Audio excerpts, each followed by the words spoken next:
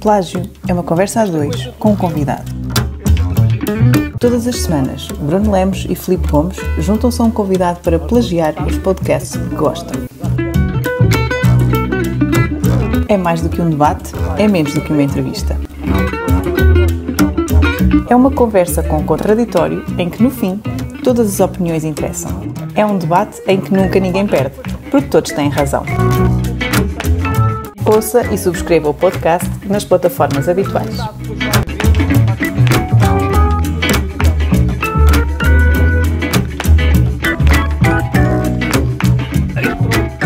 Boa noite a todos, bem-vindos a mais um Plágio, esta semana com mais um convidado muito especial, João Carlos Pereira. Antes de mais, muito obrigado por teres aceitado o nosso convite. Pá, é um prazer enorme falar contigo.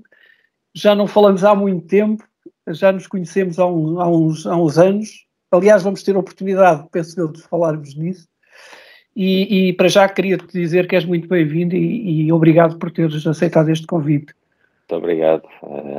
Já sabem que eu não hesitaria, ainda por cima, falar sei lá, de coisas, de experiências, de particularidades. Pois.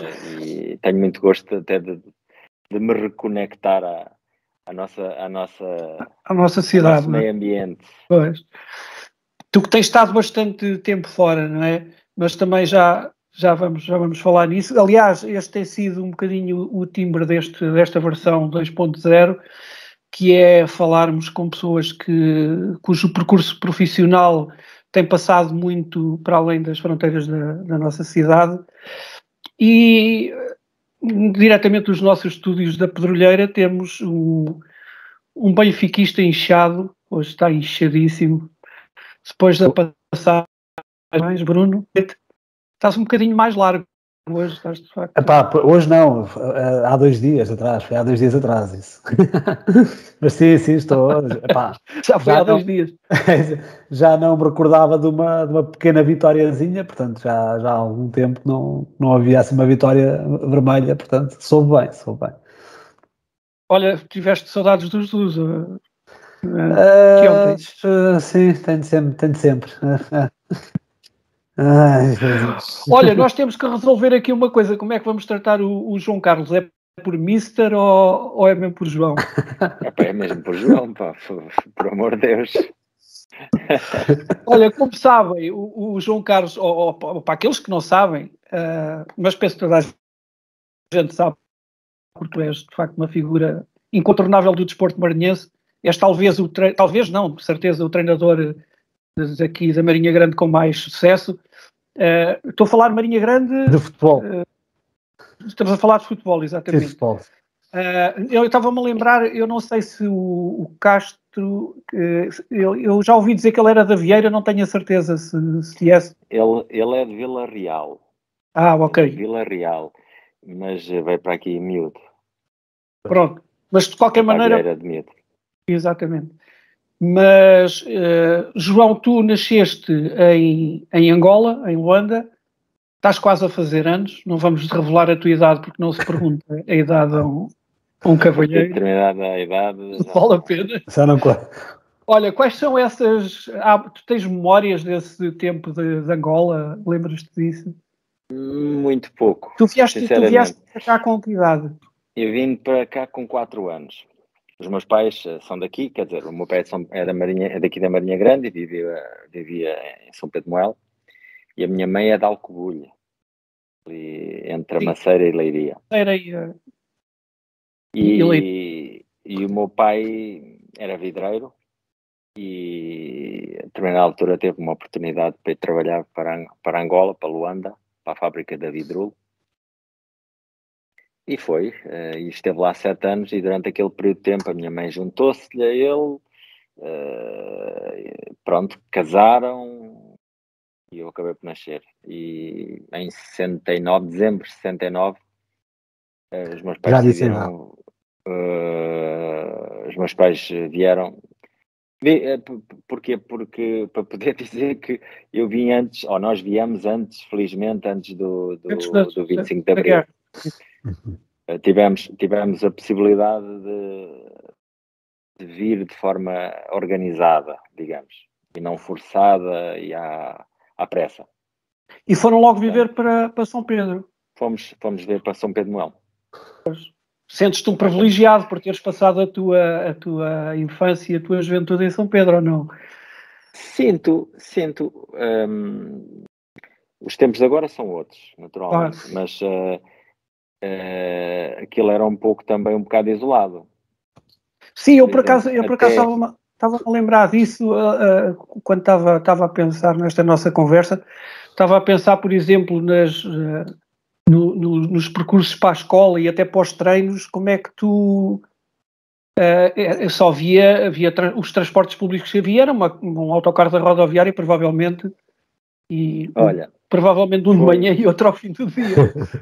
Eu saía de casa às 7h30, ou seja, às 7h30 da manhã se bem me lembro, era o autocarro em São Pedro de Moel, e chegava a casa 10, 11, meia-noite, dependia, porque muitas das vezes não, quase sempre, até determinada altura eu vinha à boleia. Quando não conseguia apanhar a boleia, ia ali a um café-restaurante, mesmo ali ao pé do shopping. Sim. Pá, agora não me lembro o nome, pá, por amor de Deus, fogo. Ia ali ligava para o meu pai, ele vinha-me buscar. Epá, e cheguei a ir a pé. Isto, sei lá, desde os 12 até aos 17, porque a partir dos 17 já tinha algum estatuto dentro do clube, e então iam-me levar. Já tinhas direito aí na carrinha. Já tinha direito aí na carrinha, e muitas das vezes tinha sorte, era a primeira paragem, mas outras vezes era a última, portanto dava uma volta do caraças, ainda ia à Vieira e assim sucessivamente, como tu acho que te lembras. E pronto, chegava a casa tardíssimo, comia, nem às vezes não estava, naturalmente não tinha tempo, morto, muito cansado, e no outro dia já estávamos de novo. Mas depois tinhas o verão para compensar isso tudo, não é? Porque depois não eras tu que tinhas que vir para cá, nós é que tínhamos que ir para lá. Pois, só que aí havia outra coisa, provavelmente, que era, tinhas que ajudar também. O teu pai tinha o restaurante junto à Capela de São Pedro, estava a ver se me lembrava o nome, agora falhou-me. Era a Cave. Sim, a Cave. Passou a ser a Concha, quando passou para a Concha. Voltando um bocado atrás, sabes que São Pedro, enquanto não tens idade para vir para o ciclo, naquela altura havia escola frequentaste lá a escola primária.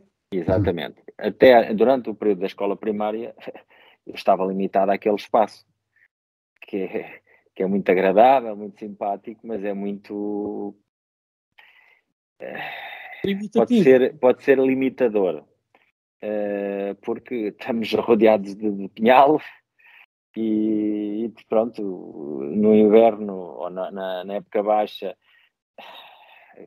suponho que deveria haver entre 150 a 200 habitantes, e pronto, não se passava ali nada, e eu, se queria brincar, brincava sozinho, e quando tinha oportunidade, porque a maior parte do meu tempo livre não era livre, tinha responsabilidades num negócio de família.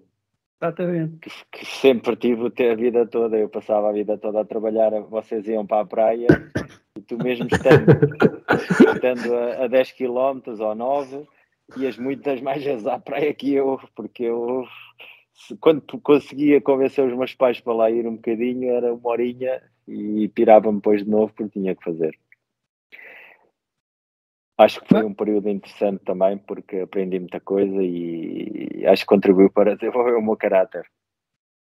Sim, essas coisas todas acabam por ajudar no nosso percurso de vida. O Bruno teve alguma inveja e, já mais velho, também apostou as fichas todas na restauração. É hoje um grande empresário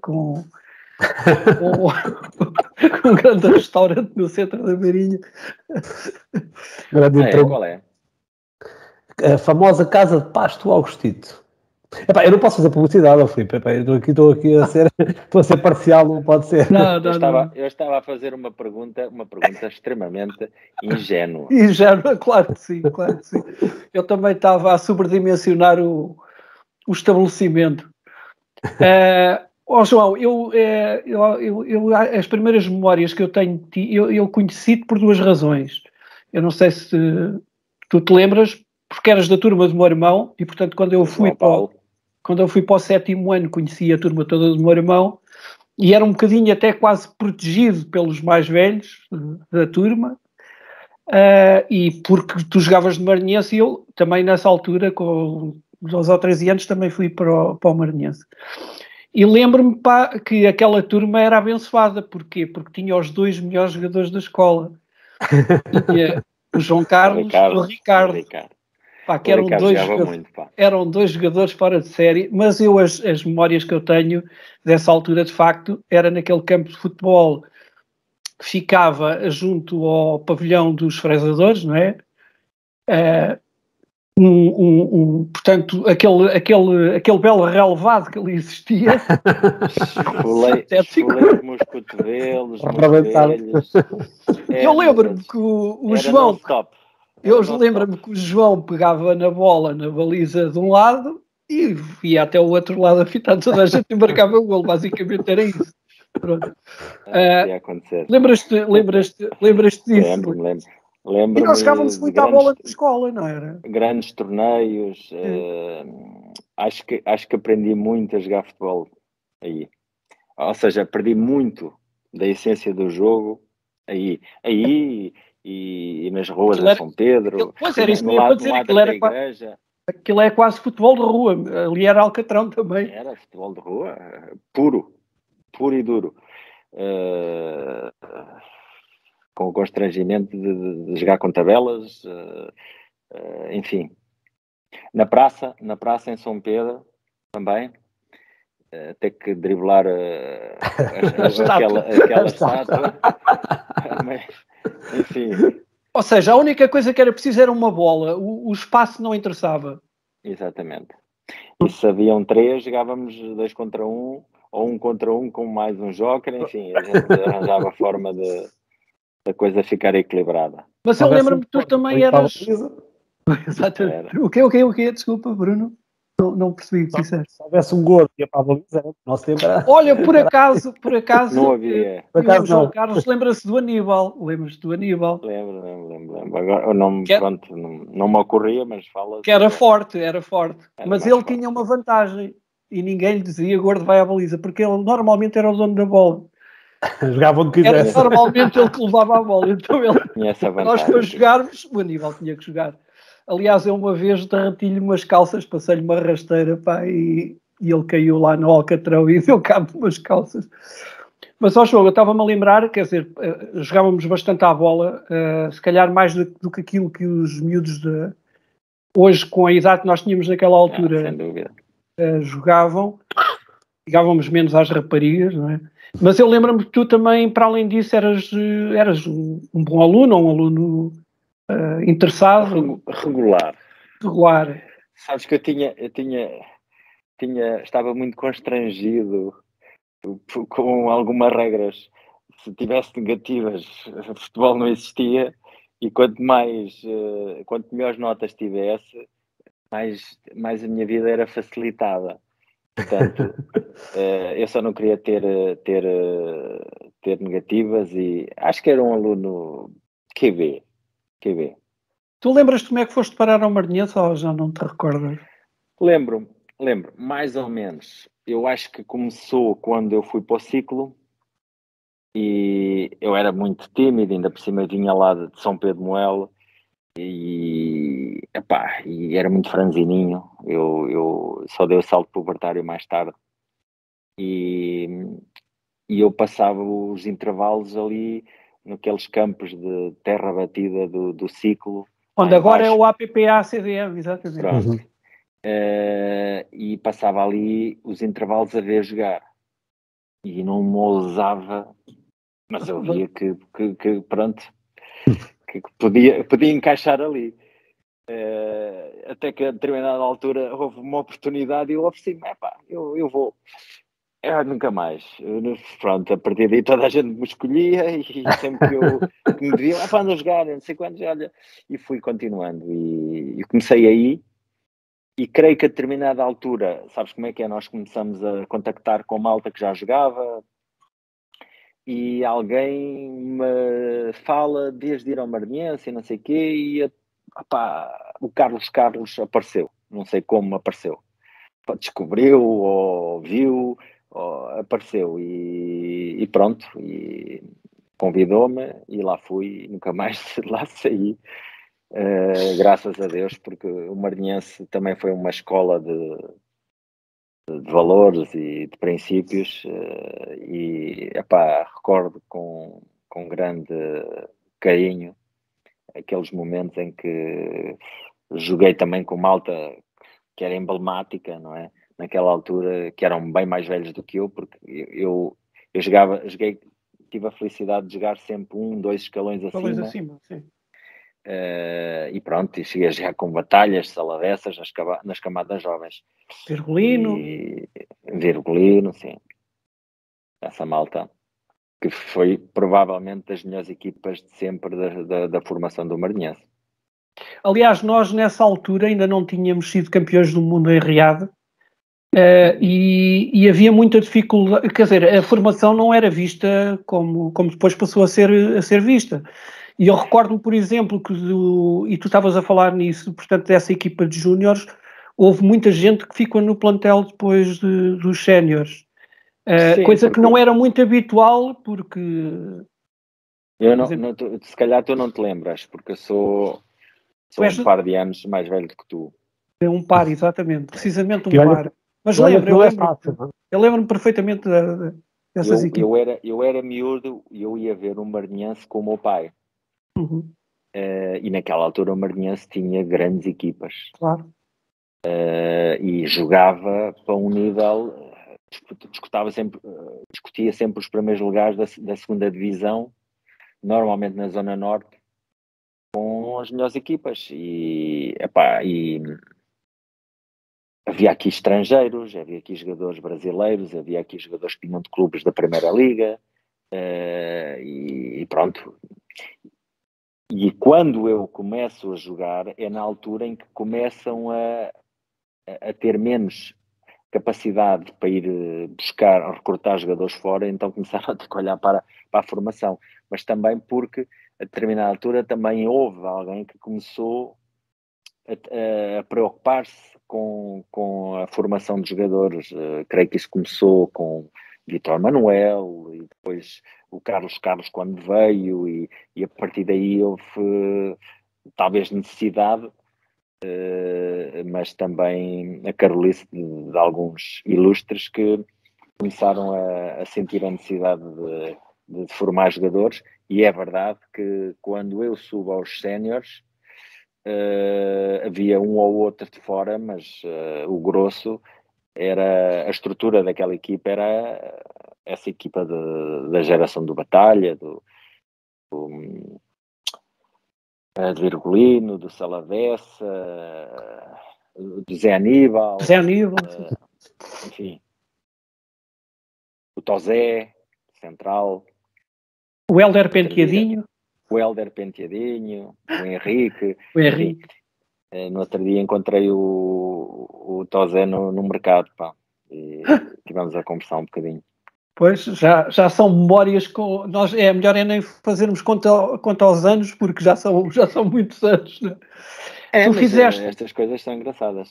Sim, tu fizeste todo o teu percurso de formação no Maranhense e depois subiste aos séniores, continuaste durante algum tempo. Eu lembro-me, nessa altura, eu ia ver todos os jogos. Eu acho que a maior parte da malta, mesmo da formação, ia ver os jogos dos séniores. Ao domingo à tarde era quase sagrado, quer dizer. Eu, para além dos jogos ao domingo à tarde, também ia ver à quarta-feira aqueles jogos da associação para tirar castigos. Não sei se te recordas. E às vezes até havia gajos que eram castigados nesses jogos, porque aquilo era assim um bocado à bruta, não é? Ou lesionados, eu cheguei-me a lesionar nesse tipo de jogos. Pois, porque aquilo era, para além jogavam as equipas...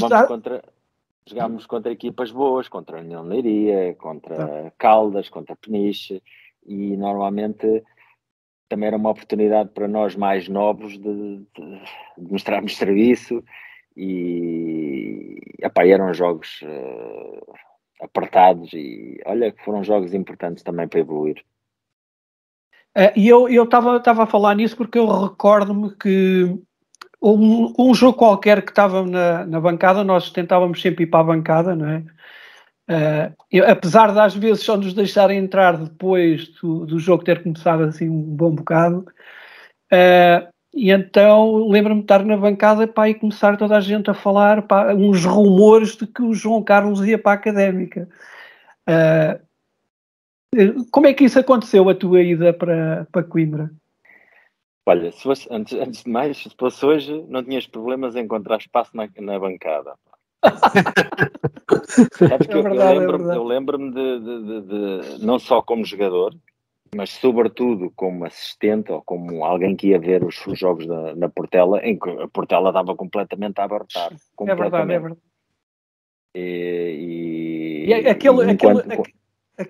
Aquela estrada que hoje é uma avenida, entre o Parque da Cerca e com aquele muro alto, em que as pessoas passavam ali encostadinhas umas às outras, os carros não conseguiam passar. A passo. Exatamente.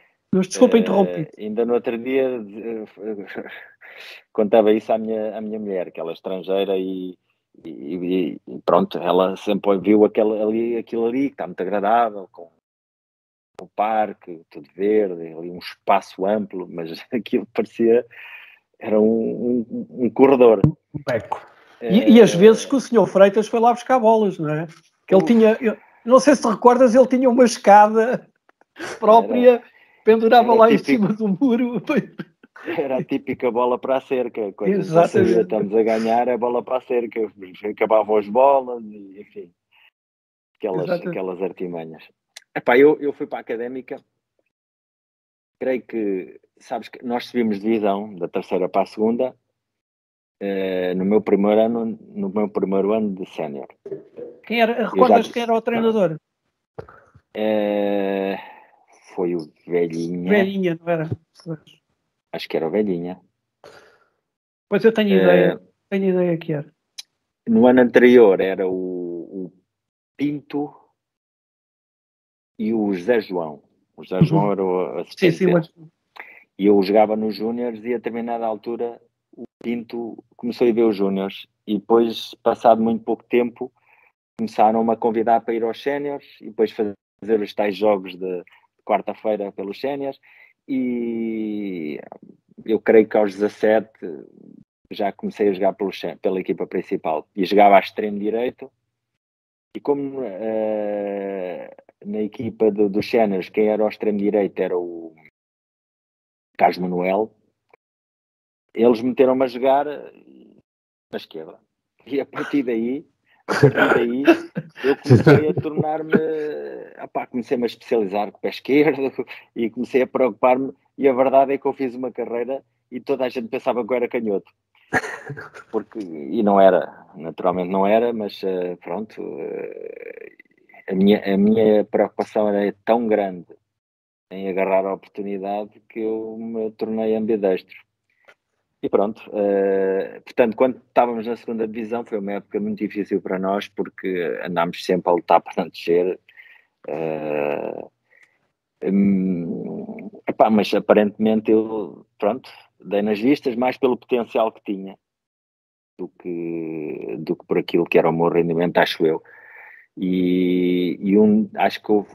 Acho que não tenho a certeza, houve um jogo em que a Académica veio fazer, a Académica naquela altura estava na Primeira Liga, veio fazer um jogo amigável connosco, aqui à Marinha Grande. E eu não joguei porque estava lesionado, mas alguém falou em mim, ou eles ouviram comentar, ou ouviram falar em mim, e a partir daí começaram a acompanhar.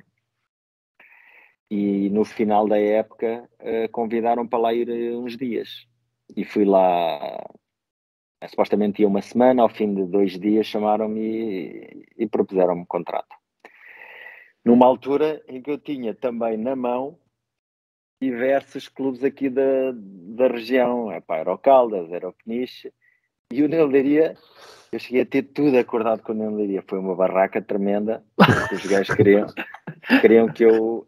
pronto, a minha palavra estava dada, mas é que... Porque eles chegaram primeiro, mas a verdade é que, pronto, depois pus os clubes a falar um com o outro e tal, eles lá se entenderam, mas e acabei por ir para a Académica, para a Primeira Liga.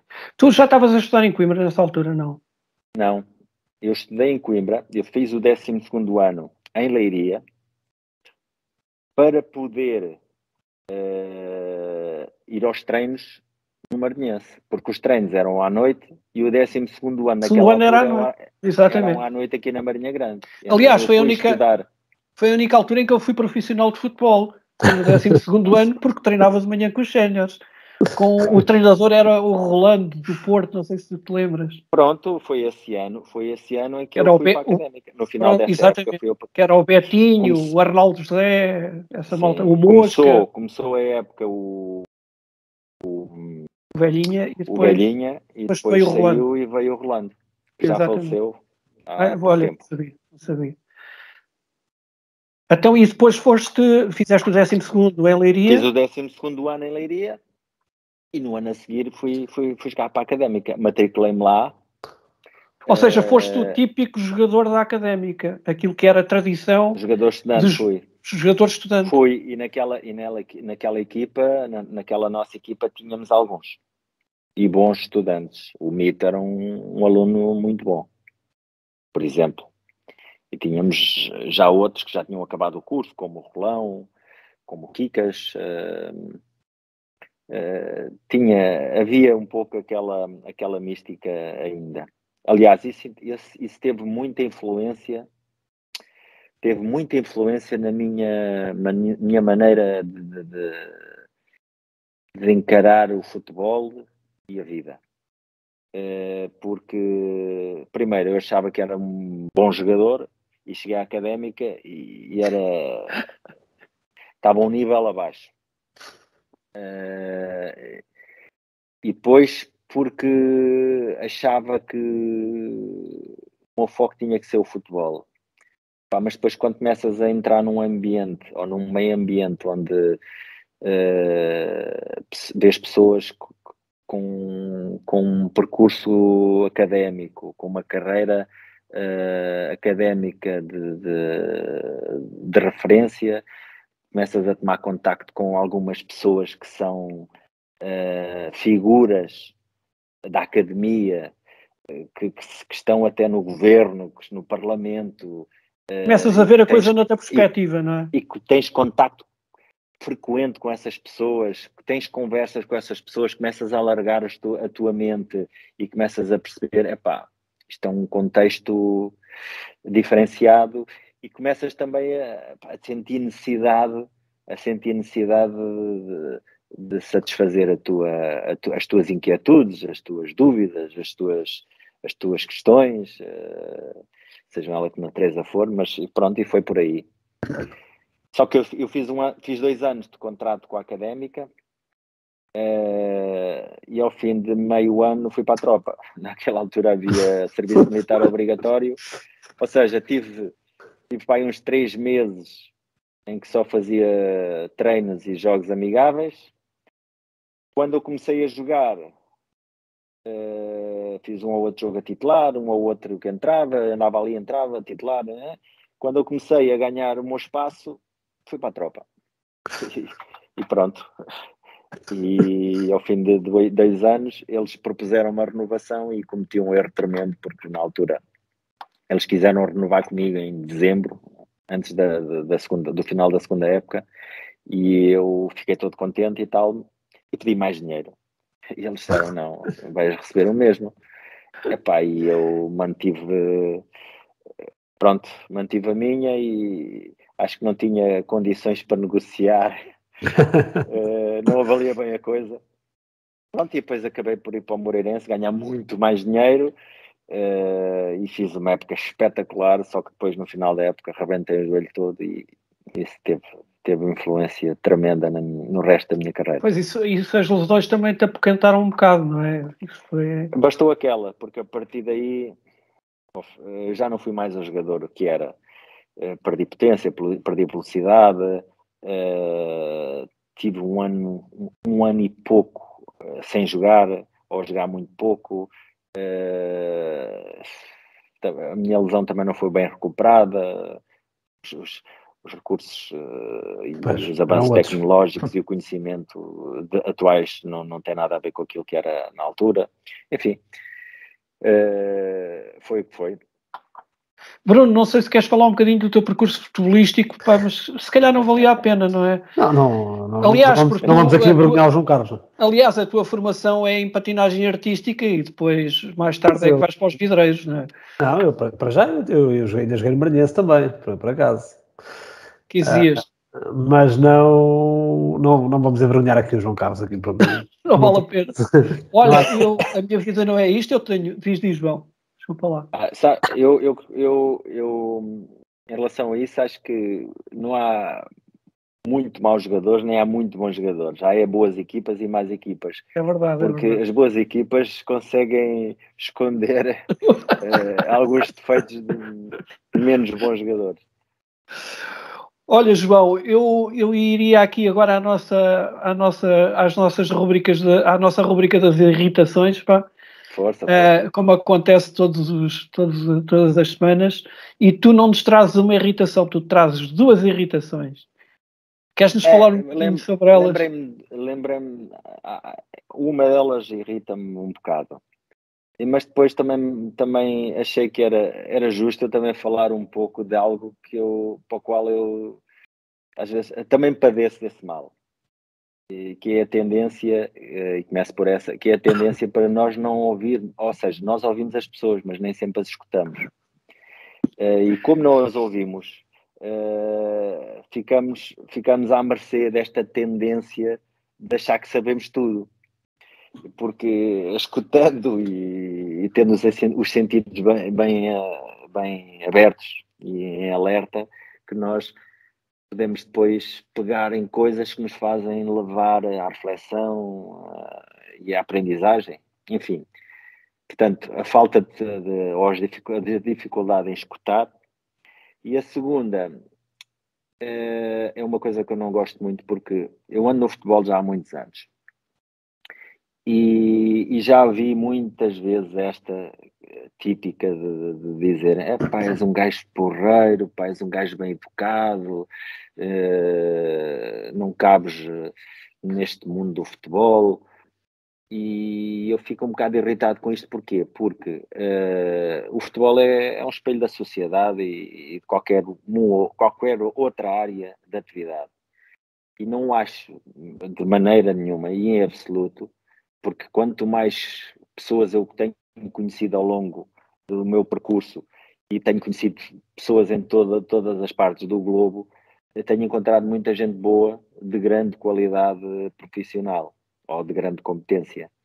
E fico irritado porque acho que não é preciso ser um filho da mãe ou ter mau caráter ou ser um chico esperto para ser um bom profissional ou um bom competente, ou vingar, ou ser bem sucedido no futebol. E por isso é que irrita-me bastante quando ouço este tipo de coisas. Aliás, como se costuma dizer de forma depreciativa, não sejas anjinho, não é? Ou seja, como se o facto de sermos anjinhos... Mas é assim, sermos anjinhos... Não devemos ser parvos, não devemos ser parvos. Pronto, é assim, às vezes nós... Sim, mas não é isso. Tu estás a falar de subir à custa do que quer que seja, ou de quem quer que seja. Falta de valores, de falta de princípios, há bocado falámos aqui num treinador, que por vezes todas as pessoas dizem, pá, aquele gajo aqui é líder e não sei o quê. Ele faz tudo errado. No que toca à liderança, é que ele faz tudo errado. Tem a vantagem de ter estatuto que lhe permite, lhe protege todos os erros que faz, ou que comete. Tem outras coisas muito boas, naturalmente. Isso tem a ver com alguma teia de cumplicidades que se vão estabelecendo, tal e qual como se estabelecem no mundo dos negócios, nas outras áreas todas, é um bocado por aí também. Hoje em dia, falando um pouco do futebol e desta atividade do que é o treino, os treinadores de futebol são muito mal avaliados. Porquê? Porque o critério tem em conta principalmente 2 fatores que são aqueles que me saltam mais à vista, que é os resultados, ou seja, se ganhas és bom, e se tens ou boa imprensa ou tens notoriedade nos mídias. Nas redes sociais, hoje em dia, estamos numa era completamente diferente, nas redes sociais também. E a verdade é que, em alguns casos, isso é verdade, mas noutros haverá em que há muito treinador muito competente que não chega a ser rotulado de bem-sucedido porque não tem a oportunidade de treinar uma equipa que tem os recursos que precisa ou que tenha os recursos que os melhores têm, e isso faz toda a diferença. Faz toda a diferença. Bruno, portanto, ter sucesso ou ser bem sucedido no futebol não é apenas ganhar, porque vamos imaginar, se tivéssemos um campeonato e já aconteceu em Espanha, com o Guardiola, com o Mourinho e com mais um ou outro treinadores top que são bem sucedidos, ou foram bem sucedidos em todo lado, mas depois quando competem na mesma liga, só um é que vai ganhar. Exato. Isso não quer dizer que o outro não é mau ou não é bom. Portanto, e os resultados são sempre uma consequência de muita coisa, e a maior parte desses fatores até são inalienáveis. O treinador não os consegue controlar. Fogem-lhe do alcance, fogem-lhe do âmbito e do espectro da sua intervenção. Bruno, tu não ouves ninguém e és malandro, tens essa noção. O não ouvir ninguém, eu concordo perfeitamente com aquilo que o João diz, ou seja, que é um defeito nosso, todos nós, né? Apesar de todos nós sabermos isso, todos nós nos esquecemos disso nos momentos mais importantes. A questão aqui do malandro, infelizmente... É o bom malandro. É o bom malandro. Embora eu acho que tenha havido algumas... atenção, para pessoas de fora, para adeptos, como eu, não é? Portanto, não estamos a falar... O João sabe muito mais do que nós destes meios, mas para adeptos como nós, vitórias como o Bruno Lage teve a certa altura, como o Ruben Amorim teve no passado, ajudam um bocadinho a desmistificar isso e a dar a ideia de que é possível de outras formas. Mas é para adeptos, nós também não sabemos o que é que está por trás, não é? Mas a imagem que passa é um bocadinho essa, que foram 2 treinadores que em 2 momentos, de forma tranquila, conseguiram ter sucesso. Portanto, eu acho que as coisas vão mudando um bocadinho, mas ainda é muito assim, ainda não tenho dúvida nenhuma que ainda é muito assim. Sim. Bruno, mas afinal o que é que te irrita mesmo? Parece que tu que és o campeão das promoções, pá. Eu não conheço ninguém que recorra mais a promoções do que tu, pá. Andas-me sempre a pedir se eu tenho aqueles talões do desconto da Galp e coisa. E agora irrita-te isso, pá. Isso para já é uma autêntica falsidade. Explica-lá. Não, é assim, eu como tu disseste, eu tenho aqui vários problemas nesta minha irritação. A primeira é que a minha área é de marketing, portanto eu não devia estar irritado com isto. E a segunda é que eu sou o homem das compras, pela via daquilo que tu há pouco disseste, do restaurante que tenho, e que sou eu que faço as compras praticamente todas. Portanto, e por isso tenho esta experiência acumulada das compras. Mas é assim, por isso mesmo também sou cliente de praticamente todos, ou seja, sou cliente do Pingo Doce, da Macro, do Continente, do Lidl, do Aldi, do Intermarché, quer dizer, sou cliente deles todos. E destas coisas há uma coisa que é verdade, e não sei se o João partilha isso comigo, também já tem esta experiência na área da restauração, que a venda é muito importante, mas a compra às vezes é mais importante, ou pelo menos às vezes é decisiva neste tipo de negócios. E quando nós estamos a falar, sei lá, de um desconto de 25 cêntimos ou 20 cêntimos, uma coisa assim do género, num quilo de arroz, para ti, Filipe, compras 1 kg de arroz e dá para 3 meses, isso tem impacto zero, né? Não se justifica aquilo 3 que tu a fazes, 4 meses, sim. aquilo que tu fazes, que é andar de shopping e só, supermercado, só para poupar os 25 cêntimos. Agora, para quem compra, sei lá, 50 kg de arroz no mês, já é um bocadinho de dinheiro, né? Já começa a contar. Portanto, as promoções têm que contar. O problema é que elas cada vez está mais difícil cada vez esta gestão destas promoções. Porque um diz, aquela coisa está em promoção, mas é só hoje. Portanto, parece que nós vamos às compras todos os dias, né?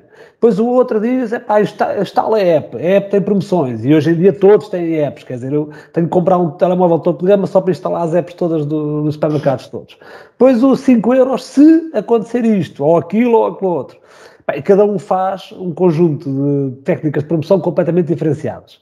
Mas há uma que me irrita especialmente, e é essa que eu trazia aqui, que é aquela do acumula 10 euros, por exemplo, por vezes só em alguns artigos, até ao limite de X, e que só pode ser descontado no dia 12 e no dia 13. Entretanto, estão a dizer de manhã... Do meio-dia às 2. Quer dizer, ainda não chegou lá, mas mais dia, menos dia acontece. Quase que eu, depois de fazer o pagamento, tenho que abrir uma época, o Outlook, ou uma coisa do género, e registar quando é que posso... Porquê? Porque depois tens aquela sensação de grande sucesso, né? Ou seja, que poupaste 10 euros, mas tu na realidade não poupaste nada ainda, só poupaste se vieres cá no dia 12. Porque se tu não vieres no dia 12, tu não poupaste nada, mas no mês anterior tiveste a percepção de que tinhas poupado. E isso irrita-me quando eu principalmente não consigo estar lá no dia 12. Porque fui enganado, ou seja, porque fiquei com a sensação que tinha poupado 10 euros e não poupei nada. E por isso é que me irrita, em geral, esta diversidade de promoções, mas então esta do vir só no dia X ou dia Y para compensar aqueles 10 euros, chateia. João, tu também utilizas as promoções ou não? Olha, tenho aqui um talão de desconto de combustível. Porquê? E normalmente a minha mulher vai às compras e os papéis vão para o lixo, naturalmente. E eu via aí deitar o papel para o lixo. Espera aí, deixa-me. O combustível está pela hora da morte. Claro. E eu, olha, este eu fico com ele. E está aqui, provavelmente vou-me esquecer e vou passar o tal prazo. E depois já fico irritado também, mas... E depois quando olhas para o papel, eu já perdi 10 euros, É verdade, mas está aqui em cima da secretária. Em relação às promoções, porque, pronto, realmente a abordagem às promoções, para quem tem negócios é diferente de quem tem que fazer as compras uma vez por semana ou uma vez por mês, às vezes, só para o agregado familiar. O meu pai, há muitos anos, 40 e picos anos,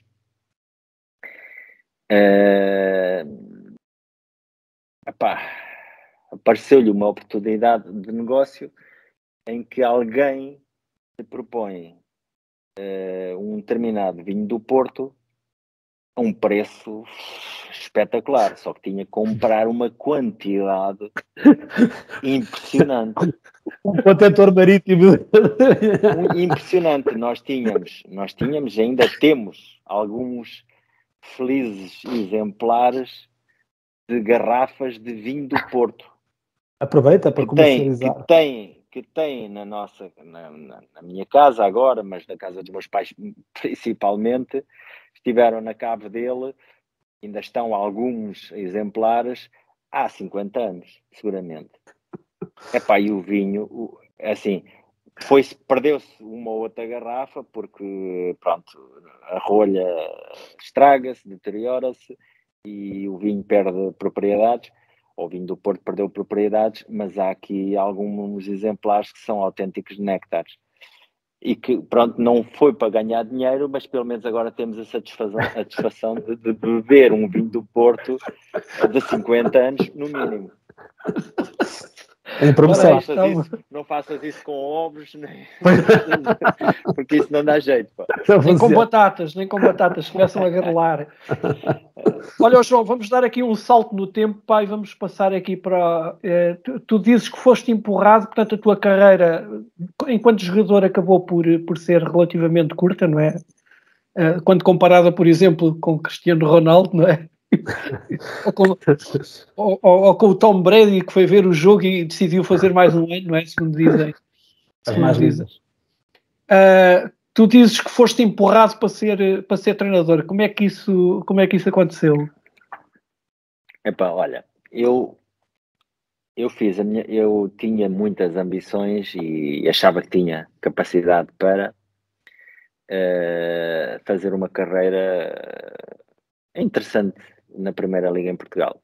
Cheguei a jogar na Primeira Liga, pronto, posso-me orgulhar disso, mas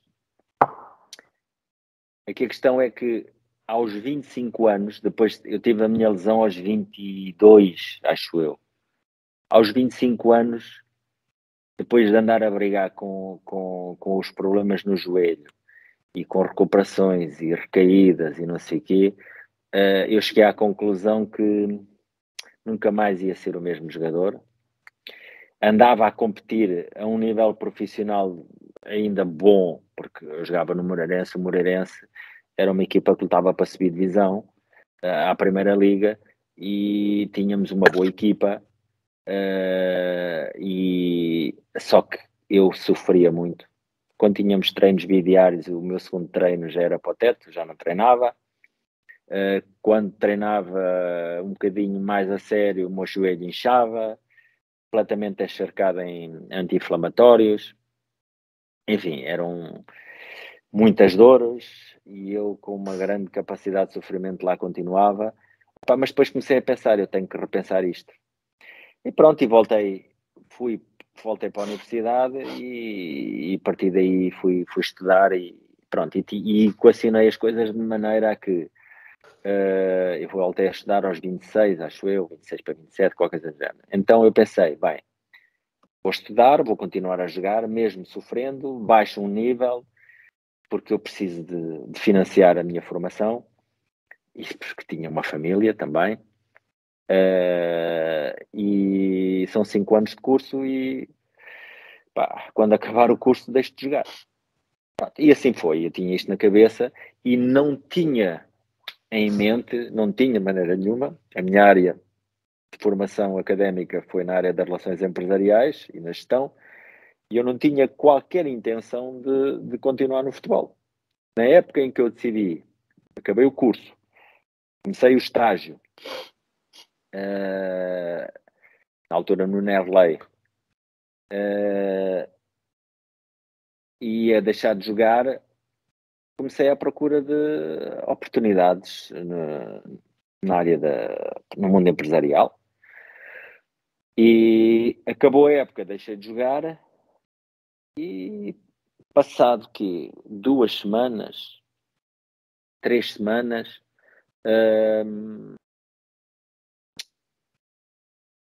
começam-me a ligar para me convidar para ir coordenar o futebol juvenil no Maranhense. Eu disse que não, porque queria-me desligar do Maranhense e não sei o quê, ou desligar-me do futebol. Insistiram, lá aceitei e comecei a preparar, a fazer um planeamento para isso. Eu não tinha tinha uma ideia, tinha uma visão, mas pronto, andei à procura de informação, a falar com este, falar com aquele, e comecei a montar um plano. E ainda não tinham começado os treinos das camadas jovens, os séniores já tinham começado a treinar, e o treinador era o José João, que tinha sido meu treinador 2 anos antes também no Maranhense.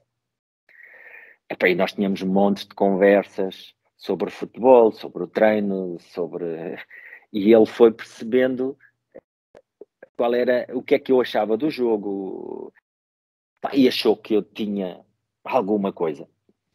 E então começaram os treinos, e naquela altura ele adoeceu e propôs à direção do Maranhense, ao presidente e ao diretor desportivo, na altura era o Fernando Barros, e o diretor desportivo era o Zé Duarte. O Zé Duarte liga-me um dia, queria falar comigo, falámos os dois, vem comigo, vem ali falar comigo, vamos à casa do Zé João, eu não sabia de nada, e lá fui. E foi assim, olha, tens que ser tu a assumir a equipa, toma conta da equipa, porque o preparador físico é um miúdo novo, acabou há pouco tempo o curso, que era o Nuno Escudeiro. Eu não posso estar nos treinos, eu preciso de alguém. E assim, eu não tenho curso de treinador, não percebo nada de treino, nunca me passou pela cabeça ser treinador. E foi aí que tu disseste, ai Jesus. Foi, ai Jesus. E então fizemos um acordo. Ok, então eu fico a tomar conta disto, venho aqui para me dizeres o que é que eu tenho que fazer, mas só até convalescer, porque eu não quero ser treinador de futebol. Sim, pronto. E eu pensei assim, bem, lá para setembro as coisas estão boas. Infelizmente para ele,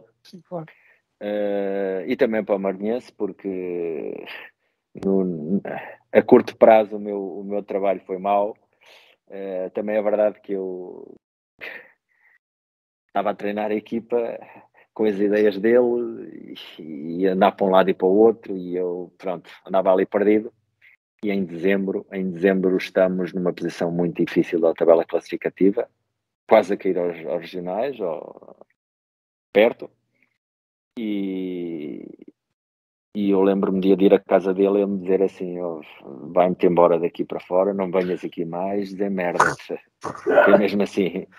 Foi mesmo assim. E pronto, olha. E na altura o Zé Duarte disse-me assim, como é que é? Já cá estou, eu não vou desistir, siga. Mas para continuar e sozinho preciso de ajuda. Então o que é que tu queres? Isto e isto. Na altura pedi que o Nicolau, que era treinador dos Júniores, viesse trabalhar comigo, e posteriormente o Petana, e pronto, e comecei a construir as coisas. Acabámos essa época por não descer, e no ano a seguir subimos divisão. E a partir daí fizemos o meu terceiro ano. Não, o primeiro foi esse, o segundo subimos divisão, o terceiro fizemos um campeonato a meio da tabela, no quarto já nos batíamos com as equipas de cima e depois fui para o Pombal. E a partir daí, pronto, fiz o percurso que fiz, as oportunidades, fui-me cruzando com novas possibilidades e novos caminhos. Tu depois chegas à Primeira Liga da Académica, não é? Eu treino o Pombal. No primeiro ano andamos a lutar pela subida de divisão, chegámos a ter a subida de divisão na mão e perdemos a subida de divisão no último jogo, que empatámos em Torres Vedras, no Torriense. Lembro-me, quase a acabar, mandámos uma bola à barra e o Covilhã, que na altura éramos nós, estávamos na luta, ganhou o jogo e pronto, subiram eles. No segundo ano voltámos a fazer uma equipa boa para subir divisão, andámos quase sempre na frente e em dezembro começou a faltar o dinheiro e a partir daí começámos a descer na tabela, fomos para quintos ou sextos. E foi no final dessa época que a Académica tinha safado à rasquinha na última jornada da descida de divisão e convidaram-me para ir ser adjunto do Artur Jorge. Sem que antes eu tivesse sido convidado pelo Fátima, que queria estava a iniciar um projeto, queria chegar aos campeonatos profissionais, e o plantel daquela equipa que subiu divisão, ou a estrutura mais ou menos que subiu divisão e que depois chegou aos campeonatos nacionais, depois o Rui Vitória veio treinar o Fátima. Fui eu que o fiz, e o Petana ia ser o meu colaborador. Preparei tudo, fizemos a equipa, e depois apareceu a Académica e eu achei que era melhor ir e pronto. E foi bom? consegui negociar com o Fátima para poder sair. Eles queriam dinheiro, mas a Académica não queria dar dinheiro. E também, é assim, a gente pode dar dinheiro, mas depois contamos naquilo que te pagamos. E o negócio não era muito favorável. Então arranjei forma de encontrar ali um equilíbrio. Segurei um jogo de preparação, um jogo amigável em Fátima. E pronto, e eles fizeram uma receitazinha e acabou por compensar um pouco. É claro que houve muito boa vontade da parte das pessoas que estavam à frente do clube naquela altura. Tu depois ainda tens um percurso na Primeira Liga de vários anos, não é? E treinas, começo como adjunto do Artur Jorge, mas o Artur Jorge não teve muito tempo. Assim que ganhámos um jogo ao União de Leiria 2-0, ele foi no segundo jogo, acho que foi o segundo jogo do campeonato. Eu lembro, acho que até foi no estádio municipal da Marinha aqui. O Leiria naquela altura jogava aqui. Acabou o jogo, nós todos contentes, ganhámos. Ele chega, põe assim o braço por cima de mim e diz-me assim: João, vou-me embora. E então, vou-me embora, ficas tu aqui com esta malta, ficas aqui a levar com eles, que eu vou-me embora, vou para casa, tenho os meus livrinhos em casa, vai ser uma maravilha, aquilo é que vai ser ler, dizia-me ele. Ele estava numa fase muito particular da sua vida e a motivação dele já era outra. Pronto, e depois veio o Vítor Oliveira, que ficou até fevereiro. Epá, as coisas não estavam a correr muito bem, não estávamos a conseguir ganhar, chegámos ao último lugar. E pronto, e depois lembro-me de estar em casa e de me ligarem assim no dia a seguir ao jogo, de manhã, muito cedo. Olha pá, o Vítor Oliveira saiu e precisamos que tu assegures os treinos até a gente arranjar um treinador, porque pá, quer dizer, tu tens alguma vocação para bombeiro, não é? Tens que ser tu, mas aqui eu já era treinador e já tinha ambições. Na altura no início não era, e digo-te mais, aquilo que me pediram foi entretens a equipa até a gente chegar a acordo com um treinador. Eu sabia que eles contaram, estamos em contato com 2 treinadores, um deles era espanhol, e tens que treinar amanhã e depois da manhã tens de se resolver. E a primeira pergunta que eu fiz, mas o que é que vocês querem? Querem que eu entretenha os jogadores ou querem que eu treine os jogadores ou treine a equipa? Agora assim, faz o que achaste que deves fazer, pronto. Aquilo, se é para entreter, arranjem outro, que eu não estou lá para entreter. Eu não sou entertainer, eu sou treinador de futebol. E pronto, e foi assim. E quando cheguei ao balneário disse isto aos jogadores. Começaram os treinos, foi na semana, vocês vão se lembrar disto, foi na semana em que faleceu o Fer Guimarães, vocês lembram-se? Sim, e o nosso adversário a seguir era o Benfica, na Luz. E curiosamente o jogo foi adiado para terça ou quarta-feira, ou seja, tivemos uma semana de treinos muito mais alongada. Isso permitiu que eles fossem vendo os treinos, fossem percebendo as reações dos jogadores e, sei lá, aí na sexta-feira chamaram-me e disseram-me assim: queremos que continues como treinador. Pronto. E assim foi. A minha estreia na Primeira Liga como treinador. Eu recordo bem dessa fase, aliás, e aqui aproveito para fazer aqui também uma pergunta, porque nesta altura tu eras, se calhar foste dos primeiros a levar aquele selo o próximo Mourinho, não era? Ou seja, houve uma fase ali de que qualquer treinador jovem era o novo Mourinho. Eu lembro que tu tiveste esse selo também.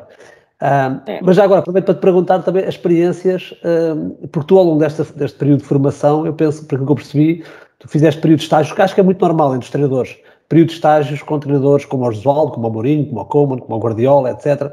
Uns mais longos, outros mais curtos. Como é que é um treinador novo, uma pessoa, um jovem, poder ter esta oportunidade de contactar com estas pessoas cheias de experiência? Eu era um atrevido. Isso é bom. E tinha a partir do momento em que, ok,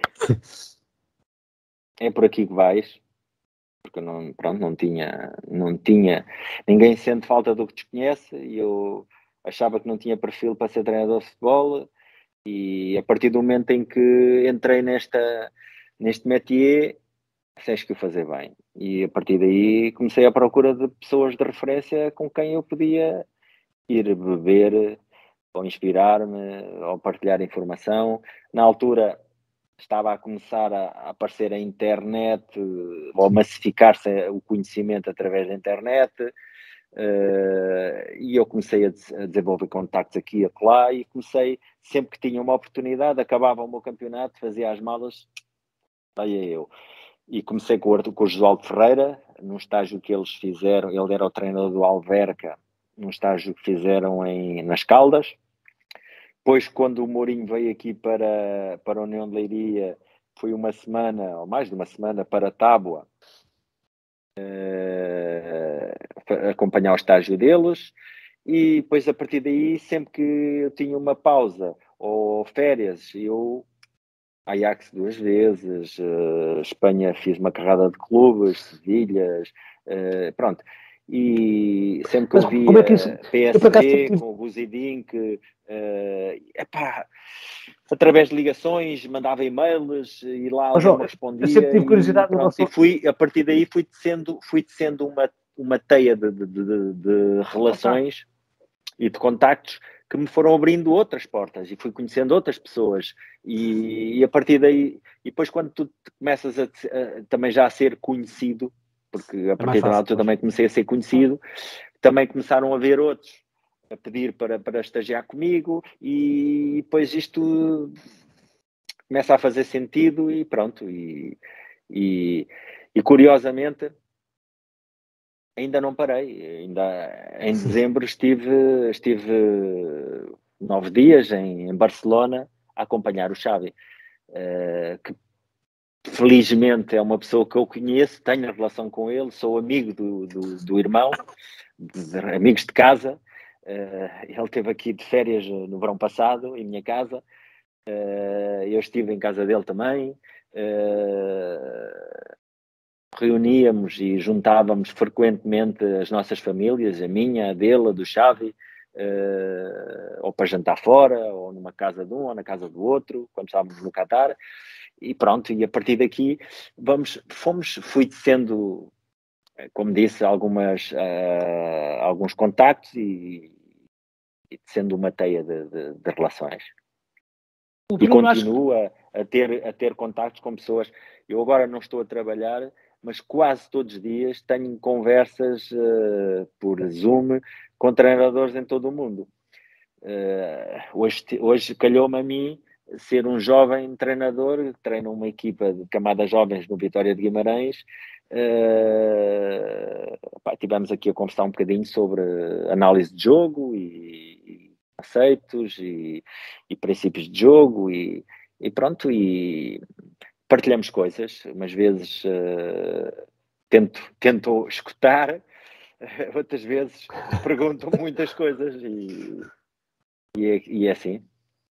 Eu acho que o Bruno queria fazer-te uma pergunta, que ele estava ali no... Não, era só ainda em relação a isso. Também queres saber como é que podes estagiar aí com... Não quero saber como é que eu posso, não tenho esse entusiasmo, mas acho curioso nesta profissão tão competitiva, né? Porque, como tu dizes, e bem, os resultados são grandes, é o que conta, tudo o resto é conversa, né? Mas haver esta facilidade e este hábito, porque eu já percebi, porque pelas poucas entrevistas que às vezes ouço de alguns treinadores, quase todos, uns mais que outros, uns com mais, mas quase todos passam por um bocadinho desta experiência. Eu acho isso curioso. Mas em relação às conversas entre treinadores, mas isto não é só uma bola e 11 jogadores a correr atrás dela, não é uma coisa assim tão simples. Há assim tanta coisa. É que eu lembro-me, há sempre uma reportagem do princípio da Sport TV. Lembro-me perfeitamente desta reportagem em que estava, a Sport TV vem e tal, e faz reportagem com treinadores, E estamos a falar do Carlos Manuel, que tinha vindo do Sporting há relativamente pouco tempo, e fazem uma reportagem dele num balneário, e a conversa dele era tal e qual a que os meus treinadores tinham nos vidreiros, era igualzinha. E eu pensei, será que há assim uma diferença tão grande entre um grande treinador e um treinador que treina o Distrital? Queres que eu te responda? Deixa estar. Olha, há uma coisa muito particular no futebol ou nesta atividade, é que tu podes ser muito bem sucedido sem ter qualquer conhecimento detalhado do jogo, e podes ser um técnico de excelência, que dominas todas as áreas subsidiárias ao treino, algumas delas até são ciências, e nunca conseguires ter um sucesso na dimensão da tua competência ou do teu potencial. É verdade que no início do século passado escrevia-se farmácia com PH, por exemplo. Hoje em dia, a partir de já há algum tempo, se escreve com F. As coisas vão evoluindo. Não deixa de ser farmácia. É verdade, mas as próprias farmácias também foram evoluindo, também já têm outro tipo de coisas, já não fazem os medicamentos ali, já é uma indústria por trás de tudo isto, ou seja, para te dizer que hoje em dia já não vai lá com esse tipo de conversa, porque os jogadores também já têm uma bagagem cultural e um conhecimento do jogo, que eles são os maiores críticos do treinador, e os jogadores respeitam todos os treinadores desde que percebam que ele os pode ajudar a evoluir no seu jogo, que ele os ajuda a obter os seus objetivos individuais e que ele consiga criar um talento coletivo que permita ganhar jogos e que promova não só a equipa, como também os jogadores. Claro. Portanto, se tu não tiveres um conhecimento detalhado daquilo que é esta atividade, é muito difícil lá chegares, porque os jogadores agora, da mesma forma como eu entro no balneário e olho para eles e já faço um raio-x daquilo que vai na cabeça de cada um deles, pela linguagem corporal, pela identificação de sinais, que alguns deles são bastante visíveis, outros não tantos, mas alguns são bastante visíveis. Eles até pelo andar já percebem se o treinador tem capacidade, tem competência ou tem conhecimento ou não. E depois também estas coisas também passam a palavra. Claro. Há jogadores que os jogadores falam todos uns com os outros. Quando um treinador entra num clube, já está alguém a ligar: vais apanhar com esse gajo é um malandro, este gajo é só correr, ou por outro lado também podem dizer: este gajo é um excelente treinador. Isto, todos nós somos o que somos, mais aquilo que pensam claro. De nós, não é? Olha, João, aqui o Bruno, sem querer, deu-me aqui a ponte para o teu pelouro, porque tu queres falar sobre, escolheste o pelouro da educação.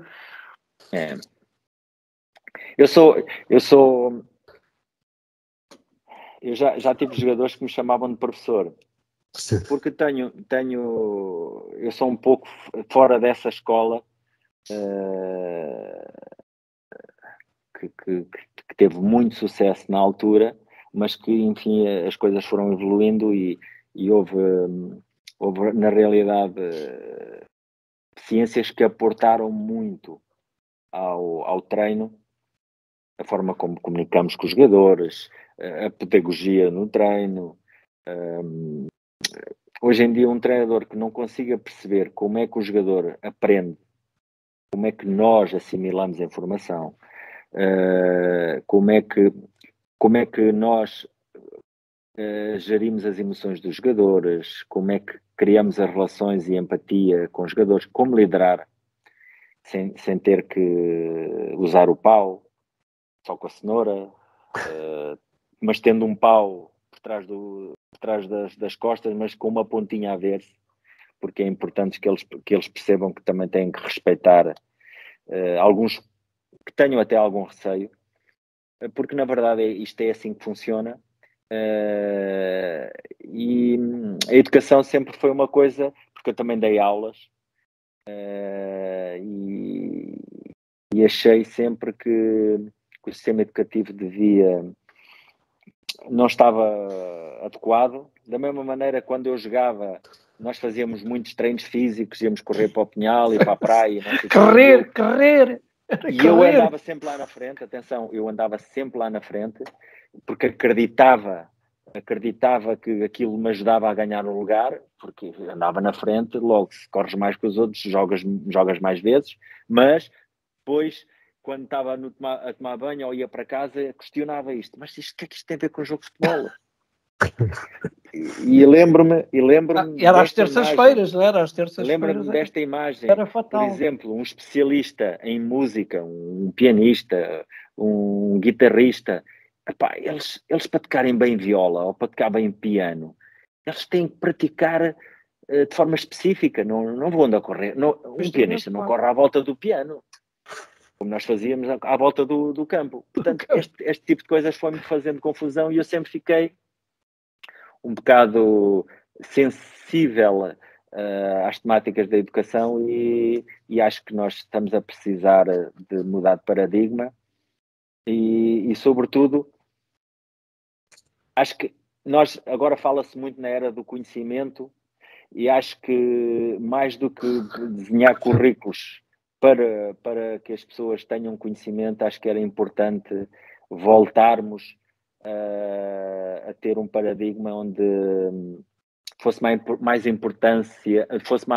importante dar protagonismo à sabedoria, porque na verdade o conhecimento é completamente diferente da sabedoria e nós aprendemos muita coisa que não tem qualquer utilidade prática e nem nos faz mais sábios nem mais entendedores do mundo em que vivemos. Aliás, o conhecimento está disponível no clicar do dedo, não é?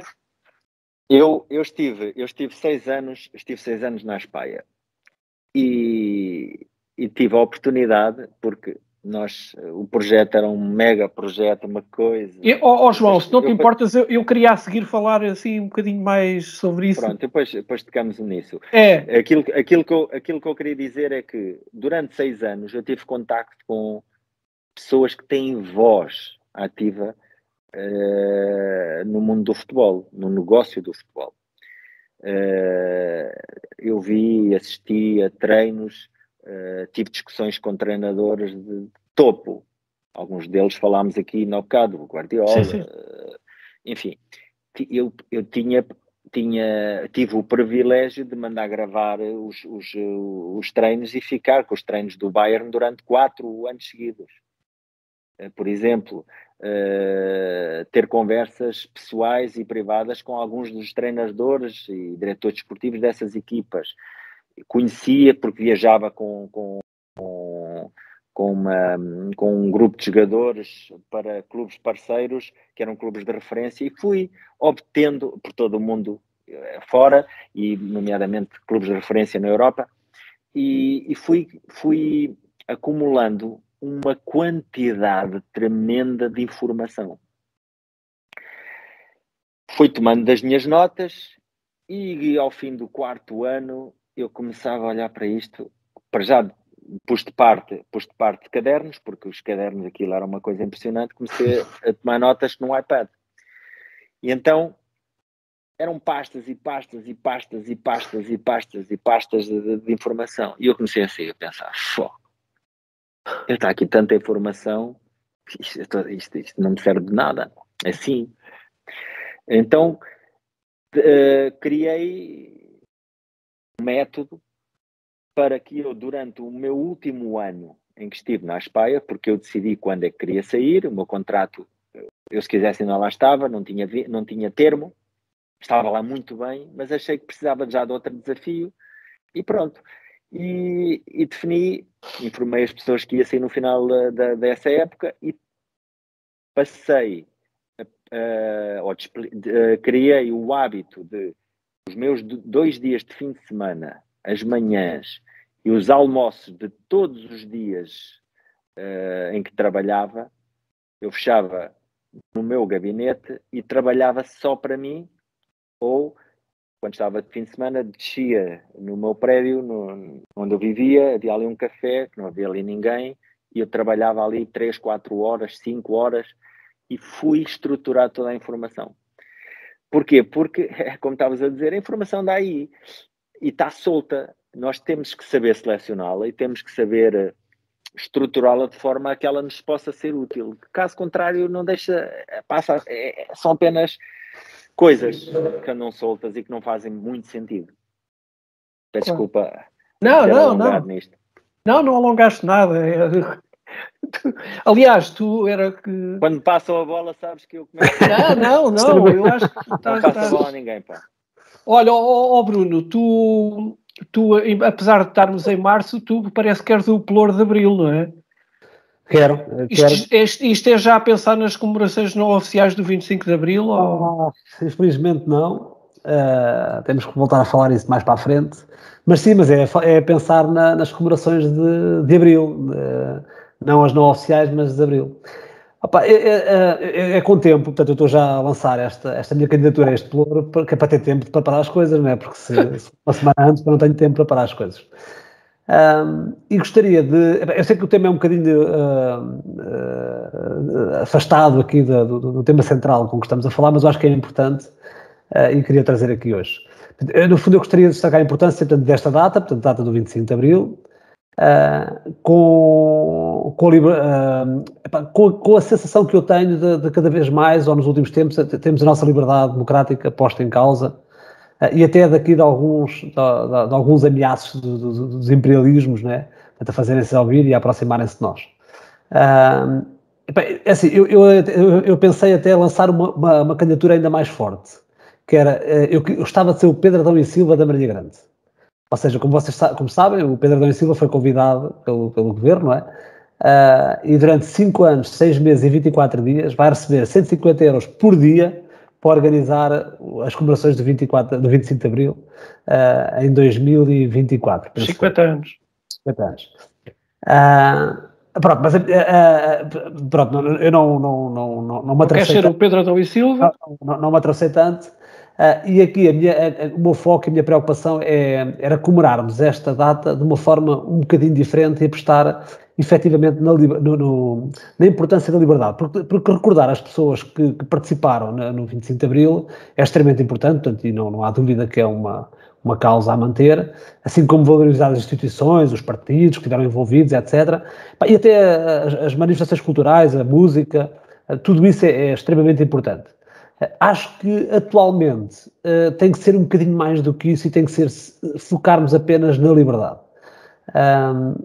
Porque nós temos assistido, do ponto de vista político, a alguns ameaços à nossa liberdade democrática, né? Portanto, ou seja, e depois agarrado a isto, muitas vezes, manifestações de racismo, xenofobia, etc.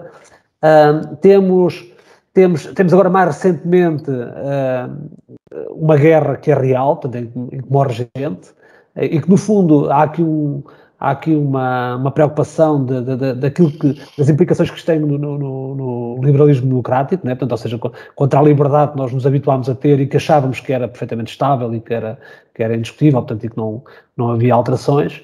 Portanto, e tendo em conta este contexto todo, eu acho que era importante. E por isso, eu até fiz algumas propostas, que era para não dizerem que eu venho para aqui mandar bocas e depois não lanço propostas. E a minha proposta era, para comemorarmos a liberdade, em vez de fazermos umas comemorações como temos feito, era... E estou a falar isto na Marinha Grande, né? Se o Sr. Presidente da República ou se o Primeiro-Ministro quiser copiar a Marinha Grande, portanto está perfeitamente à vontade, eu não me importo de ceder os meus direitos de autor. Mas a ideia era, portanto, na Marinha Grande, articularmos isto e durante...